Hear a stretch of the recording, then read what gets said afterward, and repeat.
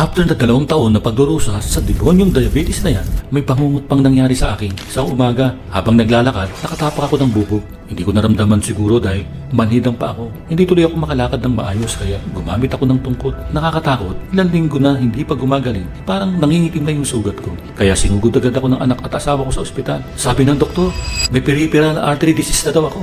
Hindi na daw nakakadaloy ng maayos yung dugo sa paa ko dahil sa diabetes. Sabi pa ng doktor kapag hindi bumuti ang lagay ko, kailangan nilang putulin ang paa ko. Parang sumaklob ang langit sa akin. Hindi ko alam kung anong mararamdaman ko. Magagalit, malulungkot, o maiiyak. Napatitig ako sa mata ng asawa at anak ko. Parang may gumuhit sa puso ko. Nung makita ko na awang-awa at alalang-alala sila sa akin. Bigla ko na-imagine yung future ko. Nakahiga na lang sa bahay, putol ang paa, inutil, walang silbi, at pabigat sa buong pamilya. Ako dapat ang haligi ng tahanan. Pero ako ang naging pabigat sa tahanan. Pero biglang sumikip ang dibdib ko nung naisip ko na paano kung maulila ko ang pamilya ko ng maaga. Gusto ko munang mapag-isa. Sabi ko kay Tina. Umupo ako sa isang sulok, nanlangin ako ng time-time. Naalala ko bigla ang nanay ko. Kahit namatay siya dahil sa diabetes, ibilib ako sa lakas ng loob niya. Hindi siya huminto na labanan ng diabetes niya. Sabi ko kay Lord, bigyan mo po ako ng lakas para labanan itong pagsubok na to. Ayoko sumuko dahil madami pa akong gustong gawin kasama ang pamilya ko. Gusto ko pang makasama ng matagal ang pamilya ko. Gusto ko pang ma-enjoy yung oras kasama ang pamilya ko. Gusto ko pang gumawa ng maraming alaala kasama ang pamilya ko.